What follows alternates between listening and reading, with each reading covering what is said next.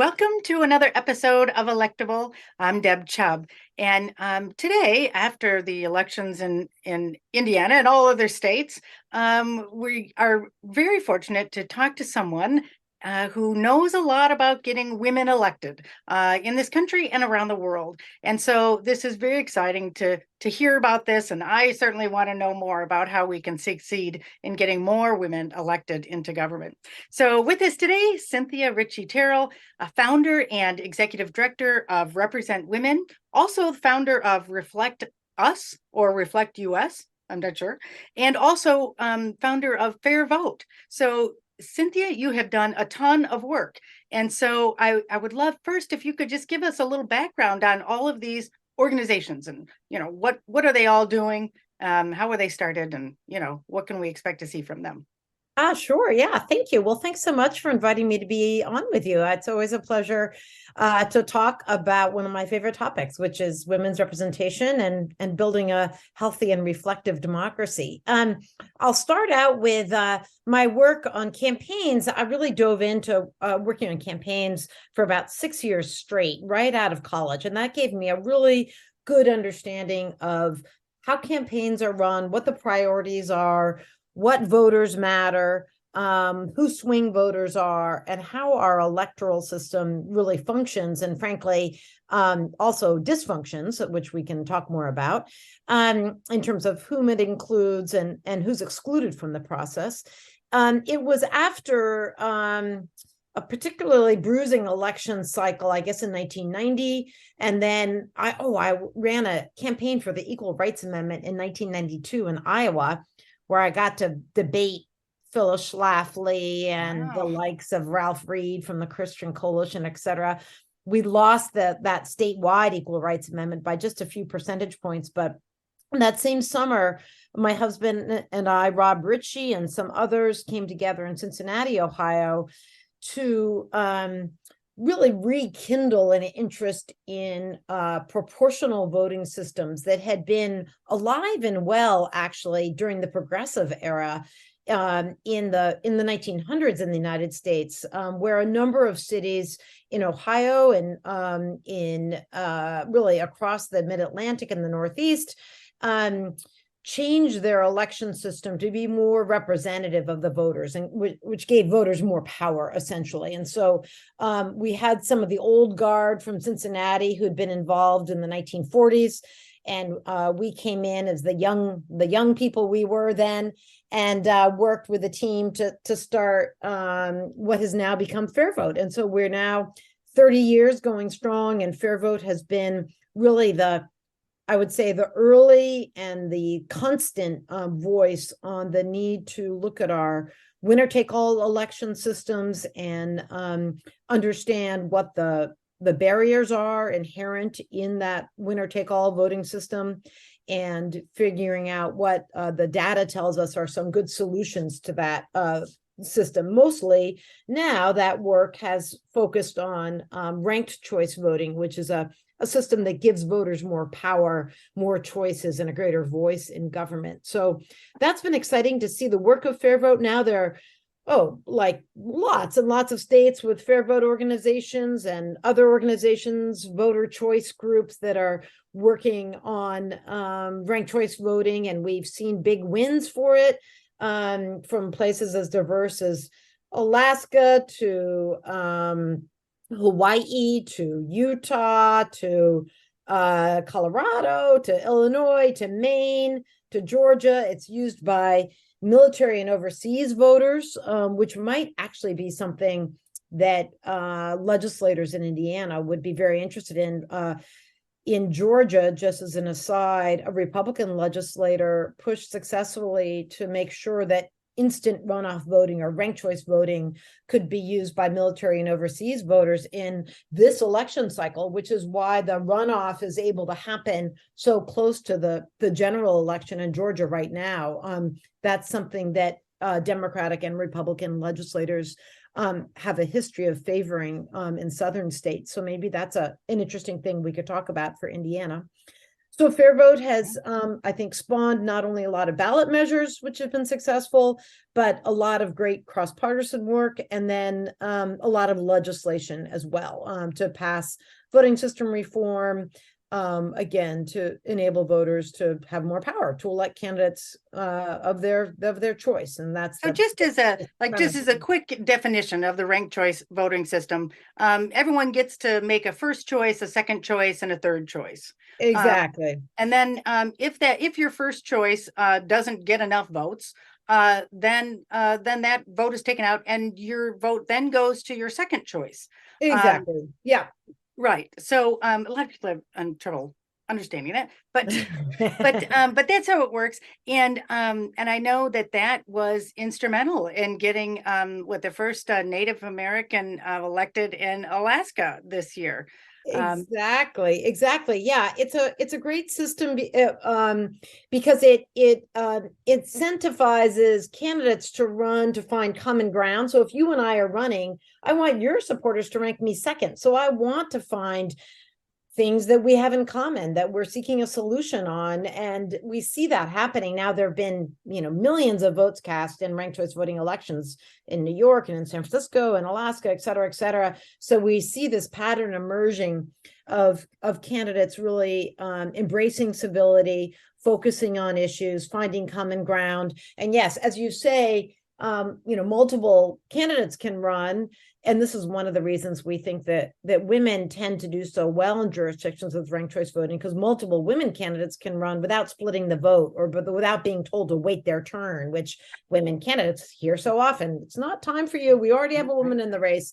But in a ranked choice voting election, we saw this in New York City with the New York City Council, many women running for each of those spots. And then, there 61% of the seats on the New York City Council are now held by women, in part because they didn't split the vote. They found common ground. They were civil. And lo and behold, one nice thing about ranked choice voting is it turns out running positive issue focused civil campaigns cost a lot less money than running these negative attack campaigns, which rely on essentially trying to misinform voters. So that's a nice aspect of it as well. We know money is such a big problem in politics, and it's nice to reduce the need for it. Anyway, so that's another advantage. And so while we're on this topic of voting systems reform, yes. I saw somewhere in your materials that you did a city campaign for fair representation voting. So in Indiana, we don't have ballot initiatives. Anything that goes on the ballot has to be approved by the state legislature. So we don't have that. And we don't have an independent redistricting commission either. So I guess I'm excited to think, is there some hope at a city level for Absolutely. Indiana? Yeah. I think there's a lot of hope at the city level for policy to pass legislation. You don't even really need a campaign for it or a ballot measure. You can just work with your city councilors or the county level, for that matter, to change the way votes are tallied. There's certainly a history of it. The campaign that I worked on was in 1991. It was in Cincinnati, Ohio, to bring back the proportional system that Cincinnati had used very effectively for about 20 years in the 1940s and 1950s. And in Cincinnati, there was a Democratic Party, a Republican Party, and then a strong independent party. And they all just shared power. And it was, I think, voted by Forbes magazine after 2 decades of using this type of fair representation voting as the best managed city in the country, which is a pretty good endorsement of that kind of voting. But now, yes, there have been I think over 50 cities use some type of ranked choice voting to elect members of their council. And it just passed in, I think, 7 cities. Let's see: Evanston, Illinois, Fort Collins, Colorado, Portland, Maine, and Portland, Oregon both passed it. So that's fun. And we've seen an explosion of use of it in places like Utah, where there was a local option bill, which that the state legislature passed with a lot of support from Democrats and Republicans, that wasn't mandating the use of ranked choice voting. It simply said, we're going to support local communities that want to make this switch. And so that's been interesting to see a pilot project in a place like Utah, where all kinds of partisans are supporting ranked choice voting. Interesting. Yeah. So, so the idea is that you can actually get a city council to pass legislation that allows the city elections to use a ranked choice voting system. Exactly. Yes, exactly. And when we first started Fair Vote, and really for the last, or I would say for the first 15 years or so, there were barriers in the actual software and hardware of counting ballots that made it hard for a community to make the switch to ranked choice voting. But now voting equipment is almost all I'm blanking on the word right now, but workable with a ranked choice voting system. So depending on what kind of system, it's usually not a very big expense to make the switch. I actually live in a city with ranked choice voting, and we get a ballot, which is a ranked choice ballot for city elections, and then there another ballot. And that's pretty common around the country, that you vote in one kind of a way or one date for your local municipal government, and then another date for state legislature and so forth, with a different system. So now both the software and the hardware is pretty commonplace, making it an easy switch for local communities. And obviously, it's one of those things where the more communities switch, the price of switching goes down, which is another great thing to see. Right. Well, that's very exciting. That's, in Indiana, of course, we had a really bad election experience this time in 2022. So unlike, apparently the rest of the country. So so anyway, any little glimmer of hope is really, we really need something like that now.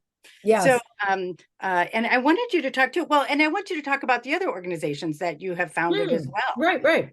Well, Reflect Us was it's sort of taken a different shape now. It's dissolved from the coalition that it was, but we formed it, a number of us, at a time right in after 2016 election, when we realized there was a great need for bringing women together from across the partisan spectrum to have conversations about how to build women's representation. And it was a really fruitful experience. We got funding from various funders, and really had a great network that was built. And it's since evolved into this state network, or we're going to call it, I believe, the Women's Power Collaborative, which is creating a platform for groups such as yours, working in states or in cities, counties, to share best practices with one another and take advantage of training organizations. There are obviously a lot of great organizations out there that do training in the Republican and the Democratic Party.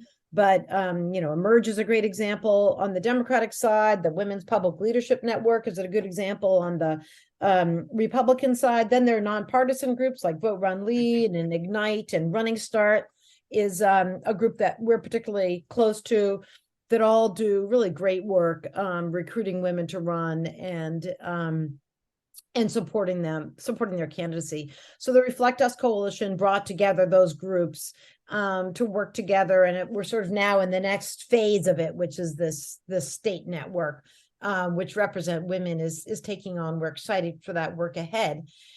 Represent Women started as a project of Fair Vote, really, gosh, almost 10 years ago, because Fair Vote was always really interested in understanding how voting systems impact outcomes for different constituencies of people. And women, of course, are the major constituency, the majority of people in the world. So we were already studying the impact of voting systems on women's representation around the globe. And it made sense to bring some of those best practices that we are finding of what's going on around the globe for use in the United States. So in 2018, I started this. We became independent from Fair Vote. We got status from the IRS as a independent organization. We got some funding, importantly, and hired some staff. So we now have a staff of 10, 5 full-time people, 5 part-time people. And we are very focused. Our mission is focused on researching the barriers that women face in politics, both as candidates and as elected officials, and understanding what the best practices are to address those barriers through changing institutions, changing structures, changing rules and systems.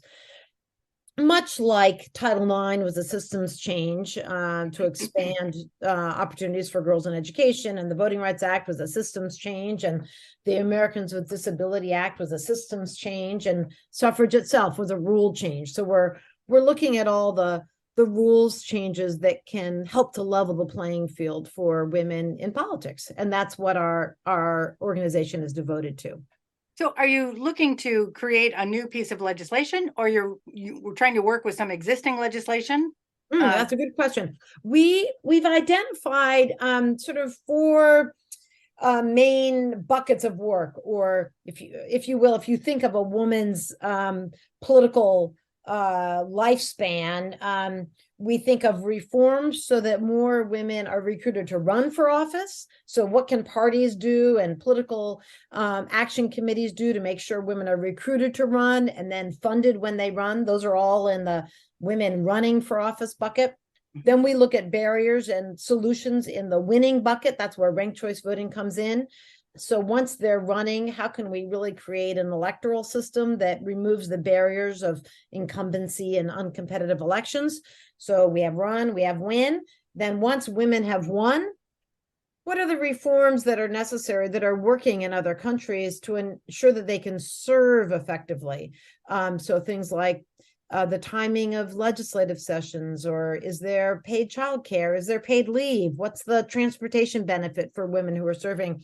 We have found through this work that some legislatures hardly pay their legislators any money at all. So it really would be difficult for a working person to hold that as a job.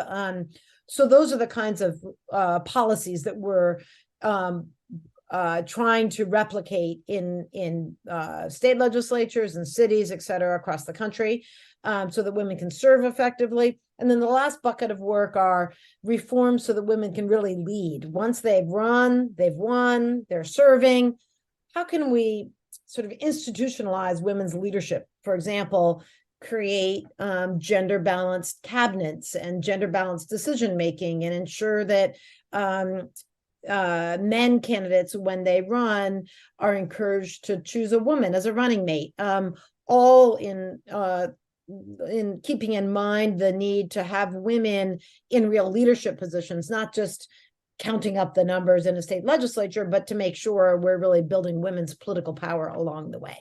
So That's wonderful. that's I mean, a there's that nutshell. one example about the one legislator, and I can't even remember where it was, but she was nursing, and they Buffy wouldn't Wicks. allow her a Yes. proxy to vote. And and so she literally came down to the floor and nursing her child so she could vote. Exactly. Yeah. And that's the kind of thing that, boy, talk about upsetting the apple cart. That yeah. That's a bit of a heavy lift in some places, but that seems like an obvious thing.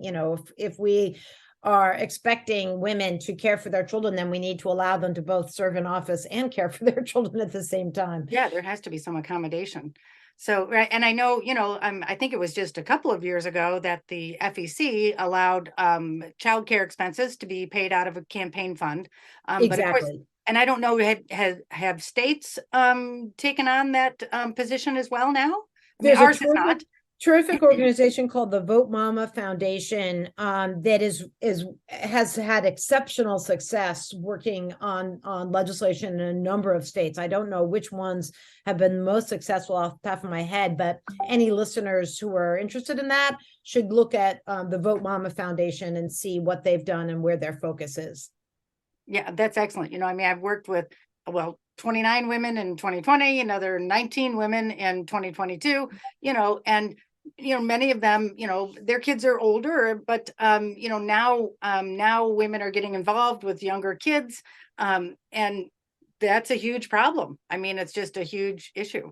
Our Absolutely. Secretary of State had a candidate, we weren't working with her directly, but we had a terrific Secretary of State candidate this year who had a young child, 3 years old, and really struggled.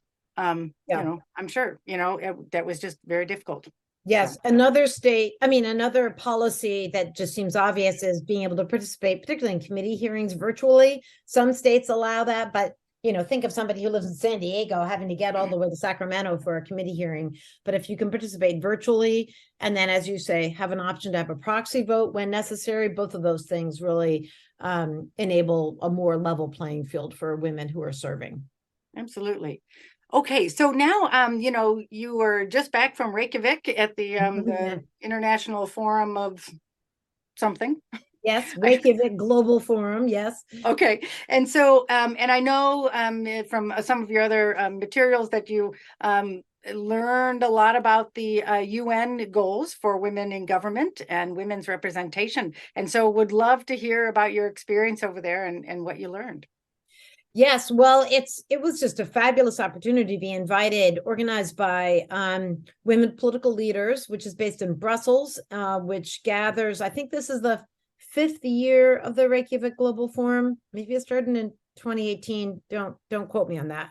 But one of the reasons Reykjavik is the host for this is they had the first democratically elected woman president, whom I met when I was there, and they have had a high percentage of women in their parliament, and they really are a model in many ways for the kind of women's leadership that we're talking about on this program today. So that was exciting. There were a few representatives of nonprofit organizations like Represent Women. Running Start was well represented there. That's headed by my friend Susanna Welford, that does fabulous work with young women, getting more young women in politics. And then there were a number of women who are really making great strides in the private sector, people from MasterCard and a number of big companies that are setting targets for the number of women on corporate boards and so forth. So I found that really exciting, really interesting parallels, I think, between what we can do or what is happening in the private sector and how we can have the private sector partner with the public sector more to do things like the recruiting of women for positions. And it's interesting one that relates actually to something I meant to say about opportunities in Indiana are all of the appointed positions, the boards and commissions and so forth, really working to make sure that women are well represented, particularly on boards where key decisions are being made. A lot of those, of course, are not elected, but they are appointed, and that's sometimes a strategy for increasing women's representation and their visibility in a community. And then once they've served effectively as the chair of a commission, they may be in a stronger position to run for elected office. But one of the other exciting things about the Reykjavik Global Forum was, as you mentioned, the folks from the UN women were there, who of course are really pushing the global network hard to meet the goals, the sustainable development goals that were established more than 25 years ago, and really pushing for increased women's representation. One of the reasons I like being in that community is pretty much every member of parliament you run into knows all about voting systems like ranked choice voting and proportional representation, and they all support gender quotas. So it's a very encouraging group to be part of. One nice thing that we did that they organized for us was a visit to the home of the president and his wife, which is situated between two bodies of water. They talk about just leadership, inspired leadership. They were great, talked a lot about all of the policy changes that they are pushing for in Iceland to make sure that women can do all those things we just talked about: run, win, serve, and lead, essentially childcare and paid leave and all the things the United States has yet to do, but we need to do. Yeah, so why do you think that is? I mean, there's gender quotas in parliaments, in many, many countries, but not here. And of course, the minute you say quota in the United States, everyone, gets their hackles up. And I'm sure it would be the same with this kind of quota. Why do you think that is? People are so, all right, they're tolerant of those kinds of quotas in those other countries, but not here. Yeah, I think there are a number of things. I think I think often political strategists make a calculation about what seems viable, and I think they're doing their best to think what seems plausible. In my experience, we have a problem with not thinking big enough. I think that so that's part of the problem is we often feel like we need to make very small incremental steps, but I think the lesson we're learning and the lesson we should learn from the 22 midterm elections is that making incremental changes just is insufficient to get us where we need to go. We gained one woman in the US House of Representatives, despite what, $8 or $9 billion in money spent on federal offices. So it is true that if you mention gender quotas in a room full of political consultants or elected officials, they're going to say, "Oh, that's impossible." But frankly, nobody knows what's possible. And I also think part of the challenge in the United States is that we have a different history than a lot of the Latin American and European and African nations that have been really emerging as democracies in the last couple hundred years. The United States has a very old form of democracy that we inherited from the UK. And frankly, other countries, New Zealand, Australia, that also inherited this system have now done away with it because it was so unrepresentative. So I know it can be done, but there's a certain kind of an American exceptionalism and sort of a rugged individualism in the United States, which in some respects, I think can be admired and there's strength there.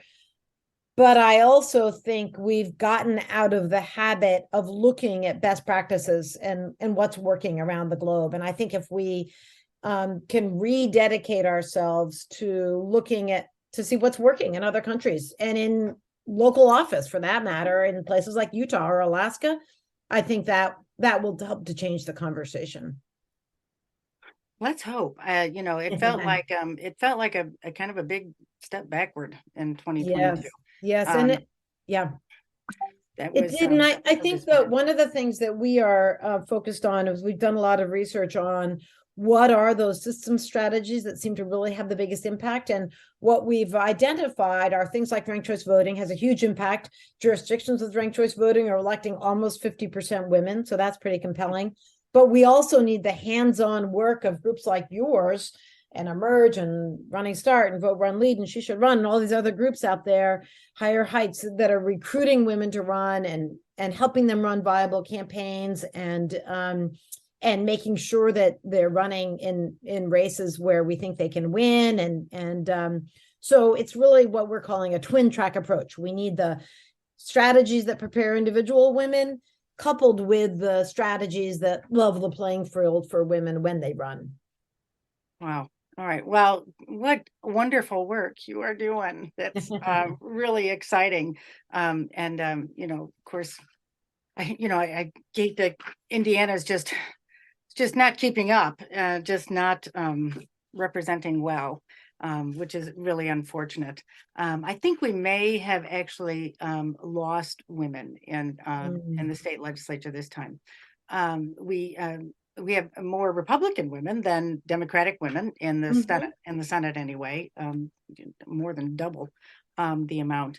So Republicans are, they seem to be kind of getting on the program. Yes. And Democrats, unfortunately, don't seem to be getting on that program as well.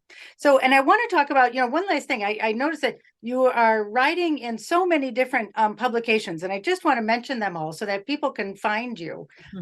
Let's see, Washington Post, New York Times, The Hill, Refinery 29, which I don't know what it is, The Nation, the Pittsburgh Post-Gazette, the American Prospect, the Philadelphia Inquirer, the Baltimore Sun, Christian Science Monitor. So I love it that, and you do this a weekly column for Ms. Magazine. So that's really great. And I'm sure that's keeping you very busy.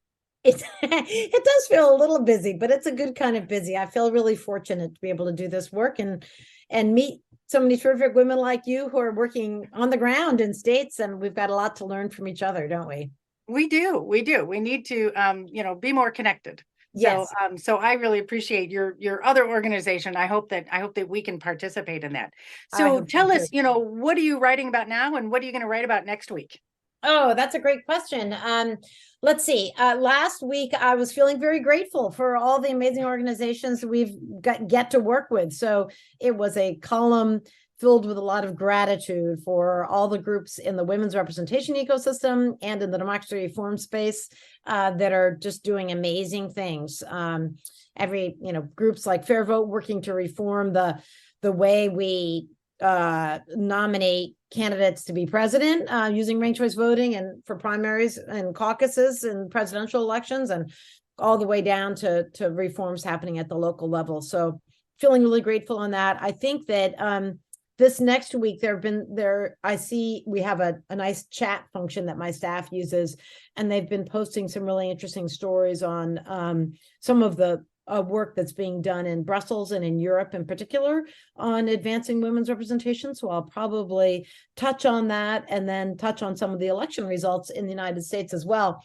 One thing, I think I mentioned it already this last week, but it doesn't hurt to say it again. We finally got the results of the Alaska race, and we saw that Republican Lisa Murkowski won the ranked choice voting election with a solid majority, and Democrat Mary Peltola won, becoming the first Alaska Native elected to Congress from Alaska. So we may report on that again because it's such good news. That is good news. Yeah, and I did see the statistic today that we have zero women of color, or African American women, I guess I think specifically, in the U.S. Senate. Yeah. Um, And which no is Black women governors. It is really, when you think of, particularly if putting a partisan hat on, when you think of the backbone of the Democratic Party, it is just, it seems pretty clear that we need to change some rules and systems. right. To make sure. African American women are the most reliable Democratic voters Yeah. out there, and There, yet there are a couple not of represented. women that I'll mention, people who are good to read. There's a woman named Danielle Allen who headed something called the American Academy of Arts and Science, Our Common Purpose Report, which I encourage everybody to Google. It's a really great list of reforms, both in political reform and civic reform. Danielle Allen is a professor at Harvard, and she ran briefly in the Democratic primary for governor in the state of Massachusetts, but she's often written in the Washington Post and elsewhere. And one of our board members is another particularly good person to follow, is Amber McReynolds. She's the lone woman and lone independent on the U.S. Postal Board. She's very involved in election administration and in making sure every voter gets a ballot that they can submit in a timely manner. So there's some real great people out there, great secretaries of state, Maggie Toulouse Oliver and Shanna Bellows in Maine, and great members of Congress. We just have to, I think, take it to the next level, don't we? Where we Yes. are learning about what the best practices are and having a big vision for what's possible and pushing ahead. That's great. All right. Well, I mean, I'm feeling a lot better since talking to you, so I really appreciate that. Well, And I'm so glad. And we just refreshed our website now. I will add, and so it's still in beta version. We're still working out some of the kinks, but we now have a much better search function, and we do have a lot of great research. We have something called the Gender Parity Index, which grades states on their women's representation. We've got reports on ranked choice voting and on international women's representation and on what happened in New York City and on the 100 largest cities. So hope that listeners will go to our website and search for things of interest. We also have reports on first gen representation and disabled women's representation and incarcerated women's representation. We're really trying to understand the barriers, not only for all women, but for subsets of women as well, so we can better understand the best practices to address those barriers. excellent, excellent. And what is the website? Representwomen.org. Okay, great. All right, great. All right, well, we are out of time. And so Okay. I just want to thank you so much. It's been just, again, made me feel a lot better. I'm so glad. Did before. So, and don't, I'm not thinking about moving, I guess, as much as I was, a few minutes ago. So anyway, thank you again for coming on and talking with me. This is so exciting. You're doing such great work, and I really think, just excited about everything you're doing and want to follow everything. Excellent. Well, good. Well, likewise, and look forward to working together in the future.